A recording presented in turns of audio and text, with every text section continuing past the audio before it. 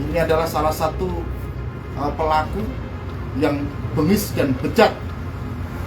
Siasat licik Waldi polisi bunuh dosen Erni di Jambi, Kapolres, ini pelaku bengis dan bejat. Terungkap skenario Waldi alias W 22 tahun oknum polisi pelaku pembunuhan Erni Yuniati 37 tahun sempat mencoba menyamarkan identitasnya setelah melakukan aksi kejinya.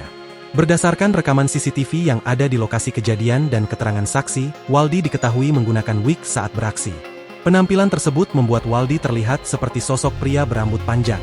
Hal itu disampaikan Kapolres Bungo, AKBP Natalena Eko Cahyono, saat pers rilis terkait kasus pembunuhan tersebut, Minggu, 2 November 2025.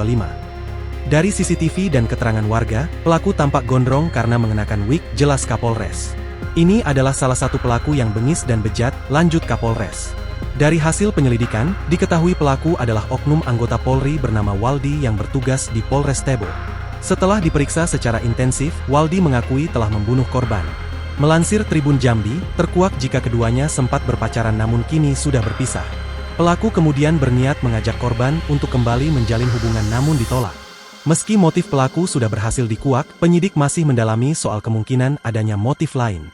Kepolisian berhasil mengamankan sejumlah barang bukti, termasuk satu unit mobil Honda Jazz putih, sepeda motor PCX, perhiasan emas milik korban, dan ponsel korban yang sempat digunakan pelaku untuk berkomunikasi.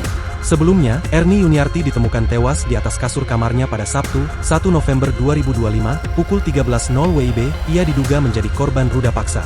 Korban ditemukan dengan kondisi tertutup sarung dan masih mengenakan sebagian pakaian.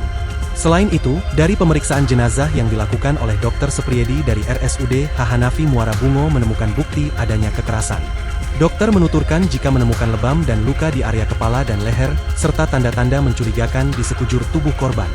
Dokter memperkirakan jika Erni Yuniarti telah meninggal dunia sekitar 12 jam sebelum ditemukan. Perkiraan waktu kematian ini didukung oleh temuan darah berwarna gelap yang keluar dari mulut dan hidung korban yang mengindikasikan proses pembusukan awal. Download Tribun X sekarang, menghadirkan lokal menjadi Indonesia.